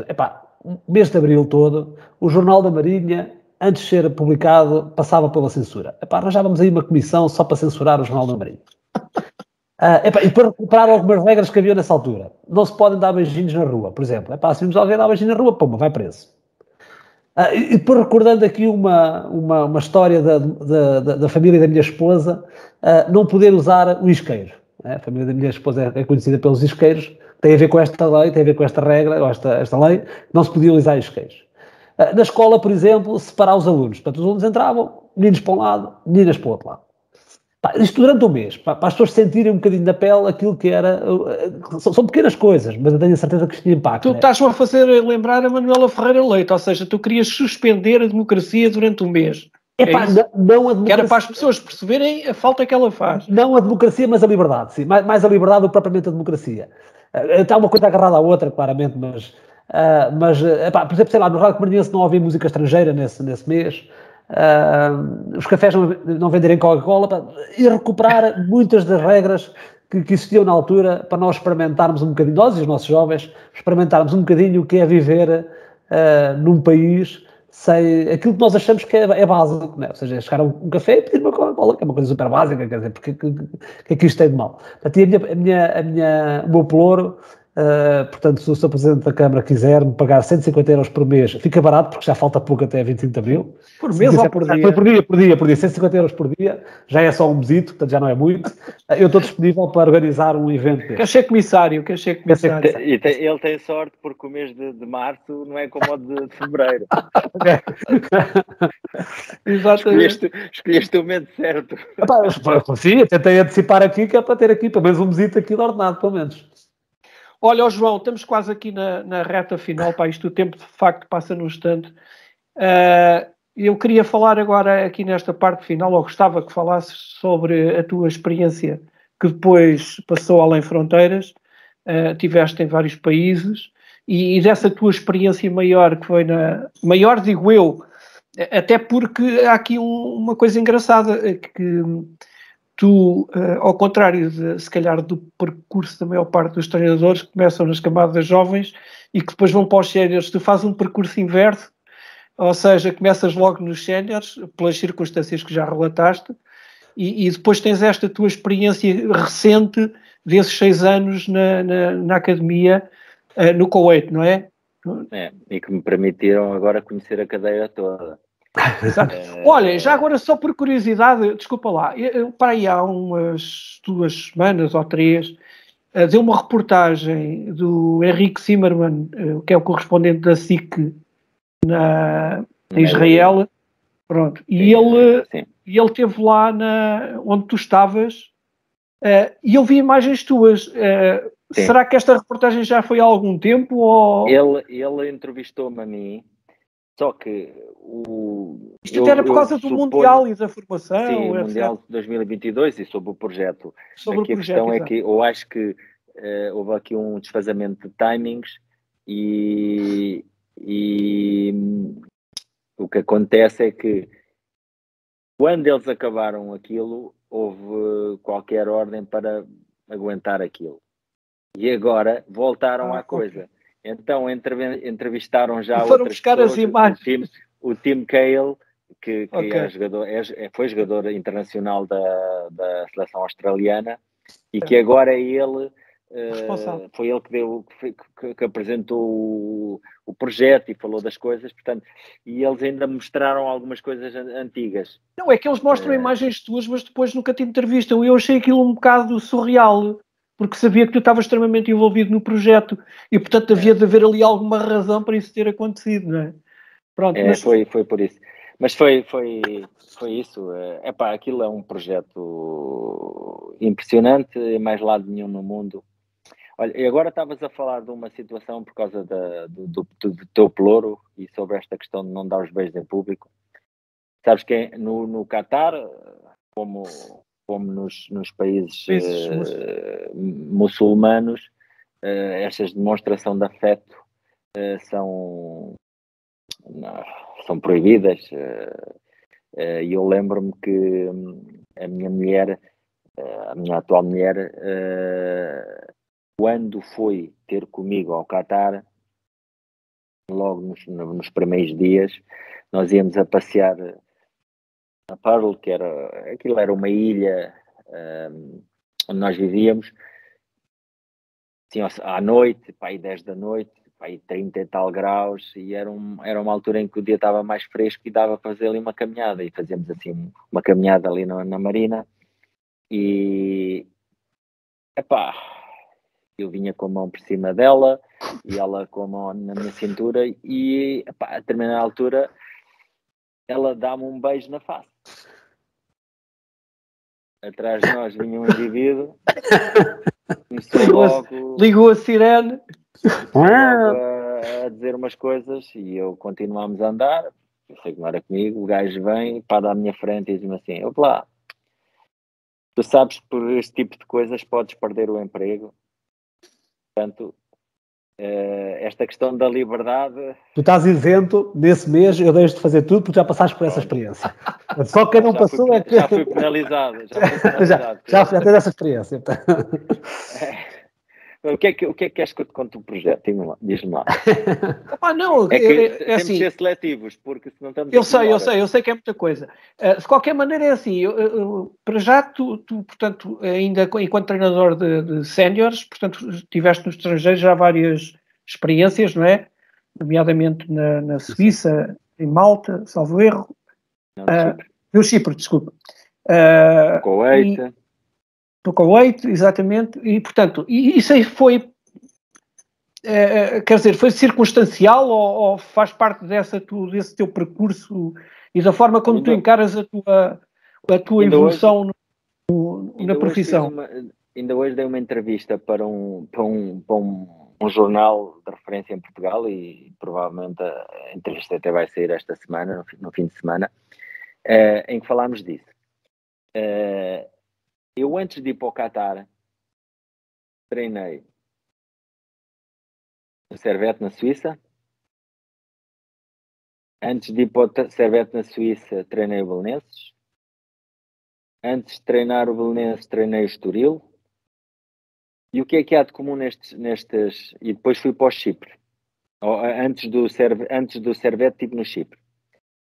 O Chipre foi o único sítio, o único local onde eu recebia tempo e horas, porque as coisas correram muito bem.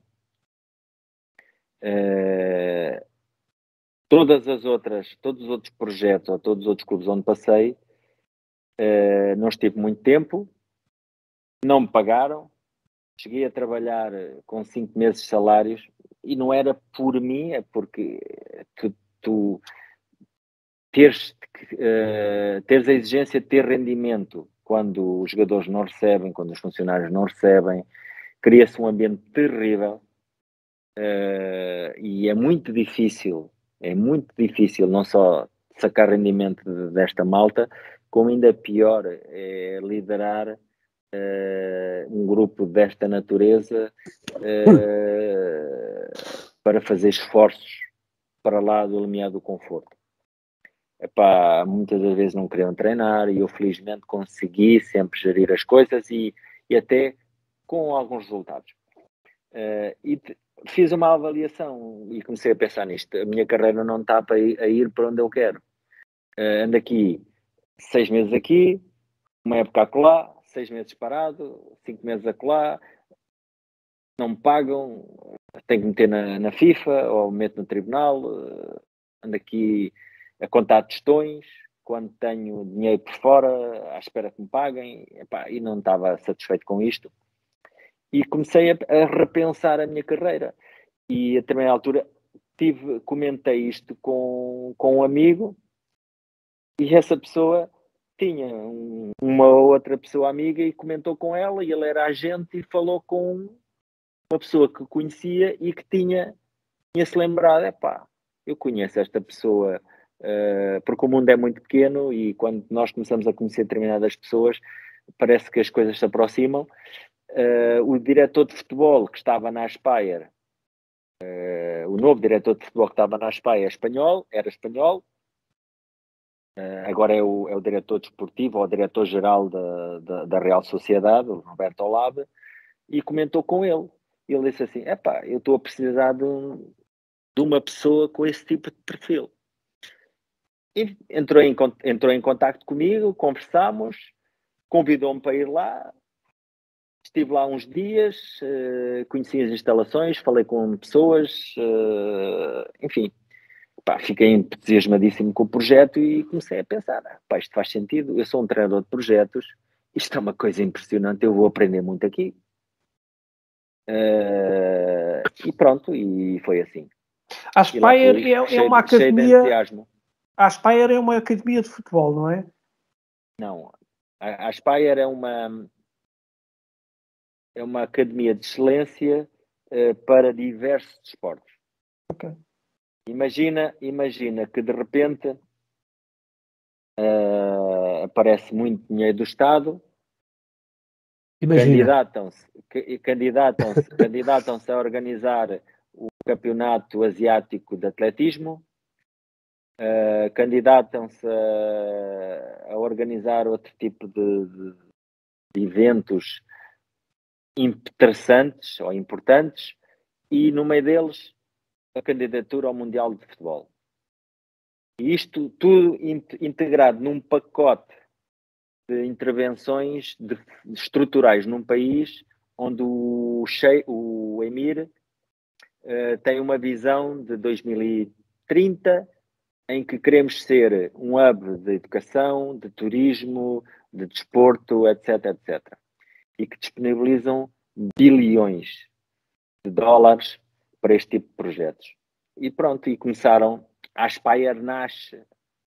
A Aspire é como se fosse uma cidade, é uma área tremenda de infraestruturas, com 13 campos de futebol, um estádio que é onde vai ser jogada a meia-final ou a final do Mundial, um hospital acreditado pela FIFA, onde neste momento, ou pelo menos na altura em que eu estava lá, tínhamos os melhores especialistas do mundo a fazer cirurgias ali. Aliás, jogadores de topo iam fazer cirurgias ao Qatar e fazem recuperação de lesões específicas no Qatar.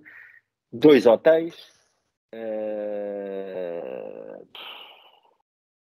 um shopping impressionante, ou seja, uma coisa enorme. E pronto. E dentro disto tudo, eles construíram uma academia com uma escola lá dentro para ter alunos estudantes e todos estes esportes à volta disto. Da escola. E depois temos a ala do futebol, que assumiu um papel fundamental. Porquê? Porque vão organizar o Mundial 2022. Pronto, e a partir daí as coisas foram montadas e foram escolhendo peças para acrescentar ao puzzle. E pronto. Felizmente escolheram-me a mim. Do ponto de vista pessoal para liderar um desses projetos, onde eu tive que desenvolver e criar um programa de desenvolvimento de jogadores de topo, ou seja, jogadores de elite, para uma forma muito simples. É assim, precisamos que venhas para aqui para nos ajudar a desenvolver jogadores que não temos, para poder competir no Mundial 2022 com alguma decência, para não passarmos vergonhas. A seleção do Qatar era a 100ª, não sei quantos, do ranking da FIFA. Agora já está a meio da primeira... dos primeiros 100. Dos primeiros 100. As seleções do Qatar não ganhavam ninguém, eram perdedoras em todo lado, no Médio Oriente, na Ásia, na Europa eram goleadas de 12-13-0. Isto era o cenário quando eu cheguei. Goleadas 5-6-0 com equipas sul-americanas, e pronto. E de repente, neste momento, ou no momento em que eu saí, fomos campeões asiáticos em sub-19, fomos campeões asiáticos com a equipa principal, fomos a 2 mundiais seguidos de sub-20, participámos na Copa América, tendo prestações bastante meritórias, em que competiram com as melhores equipas da América do Sul. Em jogos amigáveis e em torneios já conseguimos ter empates com algumas equipas que estão bem posicionadas no ranking da FIFA europeias, e pronto, e as coisas foram se desenvolvendo num contexto onde não havia jogadores, não havia organização, não havia nada. Começámos a contratar jogadores de todo lado do mundo, começámos a criar departamentos de scouting, de análise de vídeo, de psicologia, neurociências, enfim, fomos conseguindo trazer alguns especialistas e alguns cientistas que nos ajudavam também a desenvolver princípios aplicáveis ao treino, e pronto, e criámos ali uma coisa, um mega projeto. Eu era o funcionário 2200 e tal, portanto vocês vejam a grandeza disto tudo. Mas quer dizer, do ponto de vista pessoal foi extremamente enriquecedor, não é? Esses 6 anos. Eu era um treinador quando fui para lá e sou um outro completamente diferente neste momento. Eu agora já tenho uma voz ativa no que é a especificidade do que é desenvolver um jogador de futebol. Há muitas pessoas que me ligam a pedir a minha opinião. Porque fui acumulando experiências no terreno com recursos que muito poucos têm. Foste acumulando sabedoria para além da informação, Essa é a ambição. Vamos vendo. Mas a verdade é que eu estive num contexto que não só me formou, mas sobretudo transformou-me.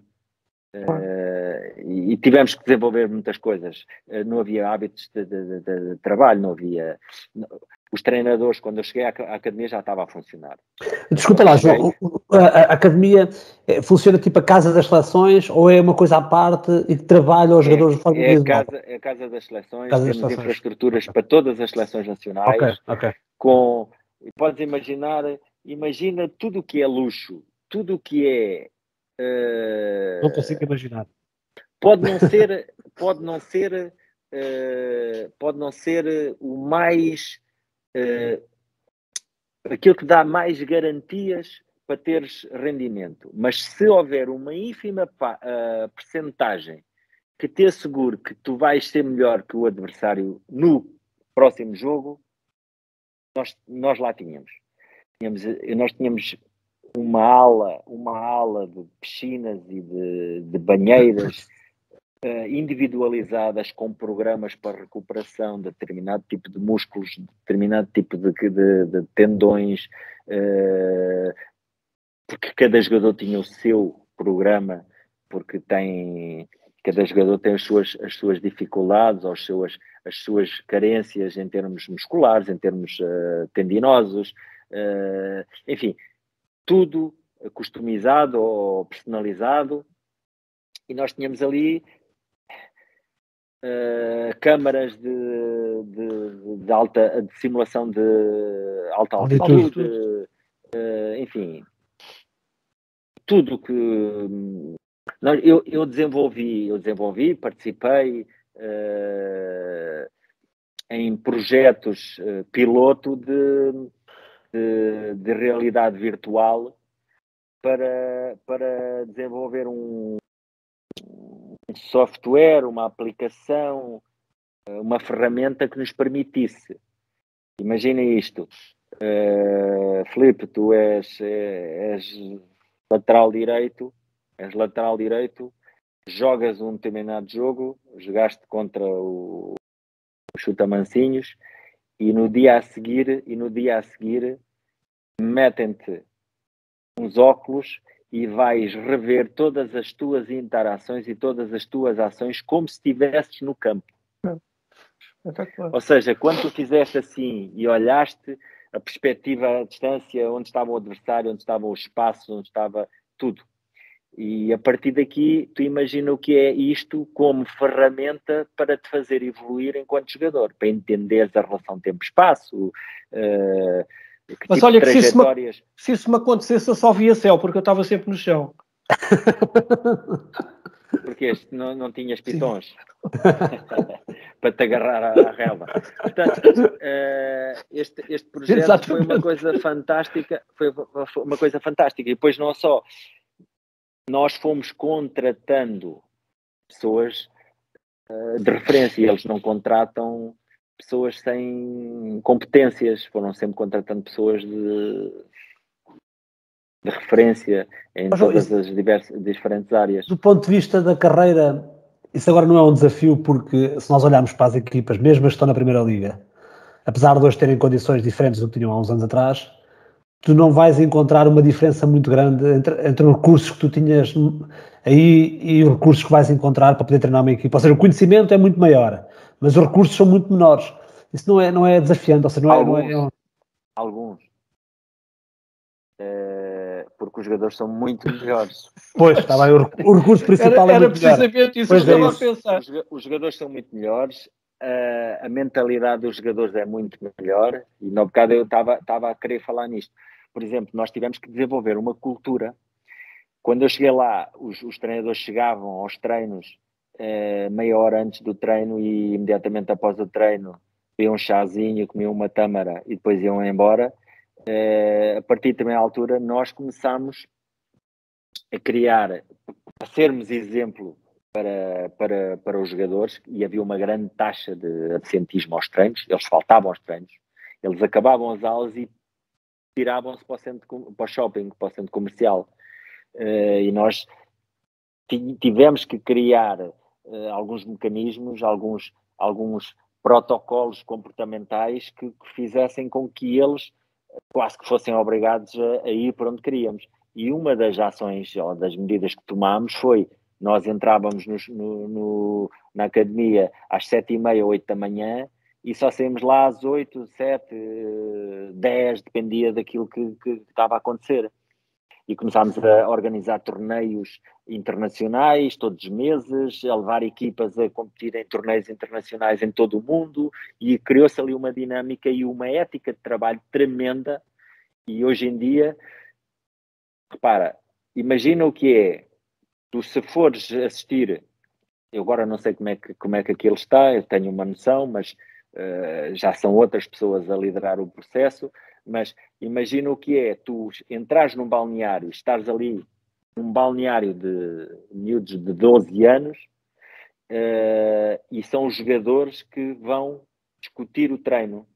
Eles é que apresentam o treino, eles é que apresentam os objetivos para o treino, eles discutem os seus objetivos individuais para aquele exercício e para aquela sessão de treino, e vamos para dentro do campo e são os jogadores que dão os feedbacks uns aos outros, e tu vês que são feedbacks de qualidade, feedbacks com detalhe, e que demonstram um conhecimento profundo do jogo e tu não encontras isto em lado nenhum.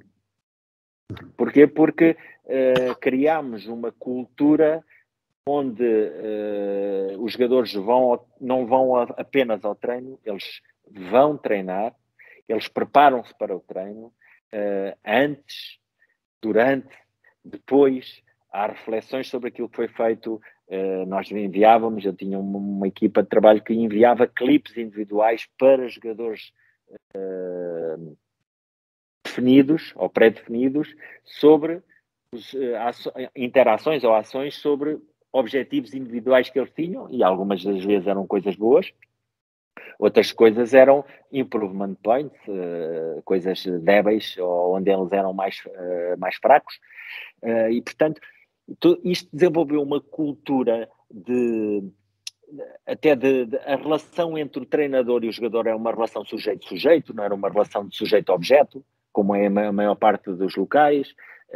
Isto aumenta a capacidade de reflexão e de entendimento do jogador, e acima de tudo aumentou exponencialmente a autonomia dos jogadores para tomarem decisões, porque o jogo de futebol, acima de tudo, é um encadeamento de tomada de decisões constantes, encadeadas umas nas outras e na linha do tempo. Portanto, um bom jogador é aquele que toma menos vezes decisões erradas.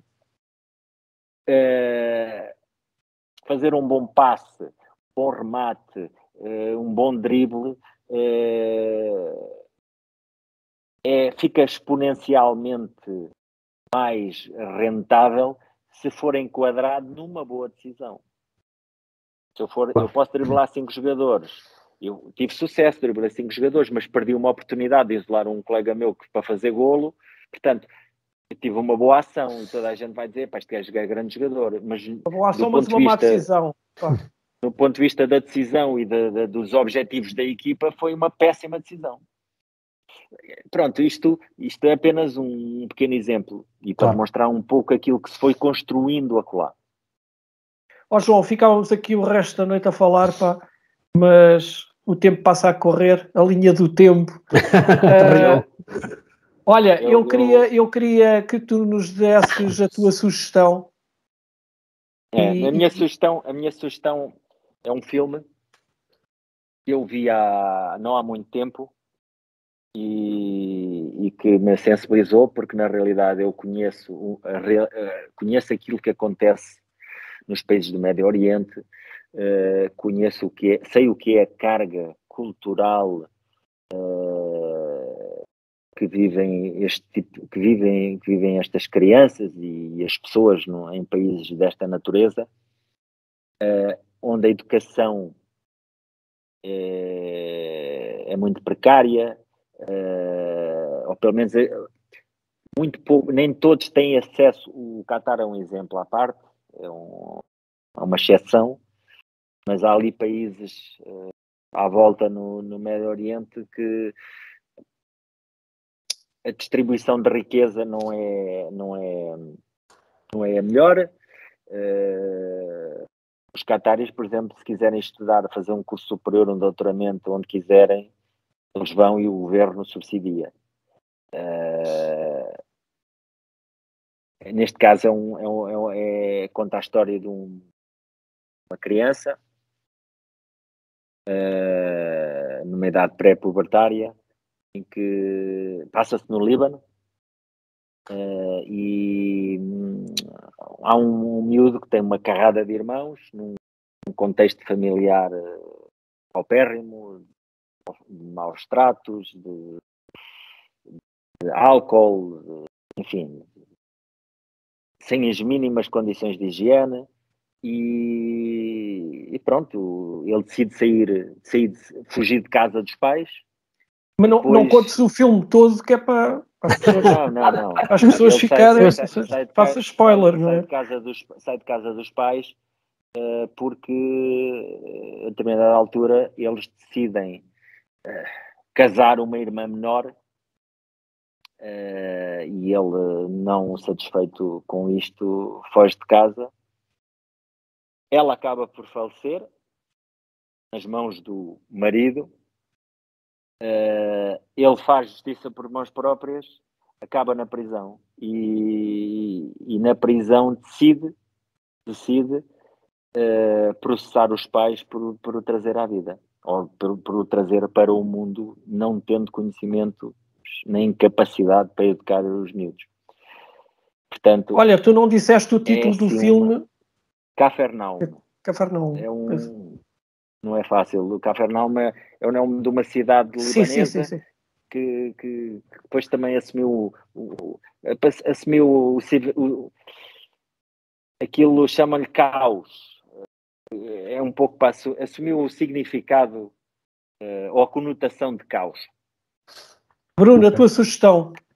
Eu vou tentar ser 30 segundos. A minha sugestão é olhar para o Festival da Canção não como um momento de competição e não olhar para o vencedor, neste caso a vencedora, mas olhar para o momento de registro contemporâneo da cultura e em particular da música.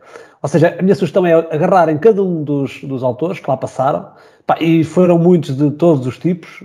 Amaro, portanto, ganhou, os Pepperoni, Fado Bicha, Milhanas, depois os mais conhecidos, os 4,5, os Azeitonas, etc., Vampiro e Submarino.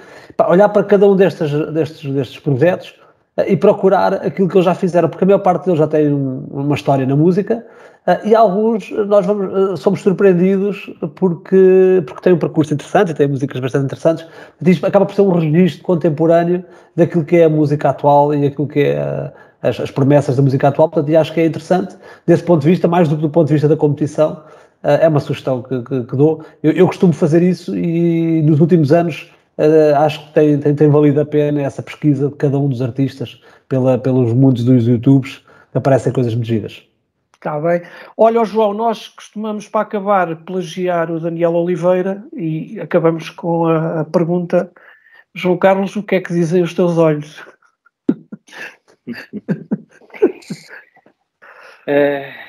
Os meus olhos,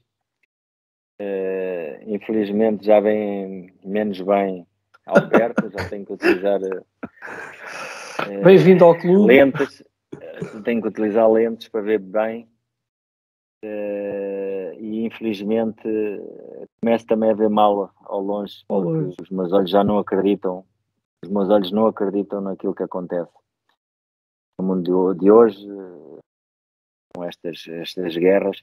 E queria aproveitar para dizer aqui uma coisa: nós temos a tendência para olhar para perto de nós, mas as pessoas também se esquecem nós esquecemos, e eu, como estive no outro lado do mundo, estive envolvido e fiz o que pude para ajudar, que é pouco, muito pouco, mas continua a haver guerra no Iémen, continua a haver focos de conflito na Síria e noutros pontos do globo, e nós, infelizmente, aconteceu-nos no seio da Europa, tem as proporções que tem, mas tudo o que está a acontecer ali, por causa de uma pessoa, ou das ambições desmedidas de uma pessoa, ou do que seja, porque no fundo isto também tem outro tipo de leituras, e também podemos olhar para isto como uma reação àquilo que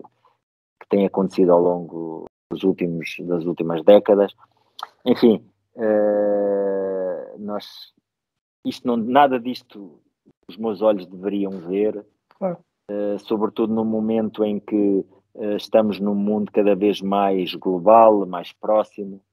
Nós fomos os primeiros, ou fomos pioneiros, a tornar este planeta, este mundo, numa aldeia global, e eu que tenho andado por fora, acho que cada vez faz mais sentido acabar com as barreiras, acabar com as fronteiras, acabar com todas estas coisas. As pessoas no Sri Lanka, e eu tive a felicidade de poder ir a alguns sítios no Sri Lanka, na Ásia, em países com maiores dificuldades, são exatamente como nós, têm as mesmas ambições, têm os mesmos problemas, têm as mesmas, sentem da mesma forma, e infelizmente nem todos eles têm acesso às mesmas coisas. E pronto, acho que os meus olhos não deveriam ver nada disto. Uma coisa estaremos todos de acordo é que nada justifica a guerra. Isso penso que estamos todos de acordo, independentemente de todas as visões que possamos ter. Olha, João, falávamos da música, acho que a música Imagine dos olha, uma boa ideia, pá, hoje podemos acabar o plágio com o Imagine do José Cid. Bastante Imagine do José Cid. Bastante sim, atual, é verdade. Olha, João, foi um prazer enorme falar contigo. Obrigado mais uma vez por teres muito gosto. Vindo ao plágio. Pá, ainda por cima hoje deste uma entrevista como disseste há bocadinho, a um jornal de referência nacional, portanto para nós estamos aqui, é um prazer enorme. Vocês são uma referência tem dias.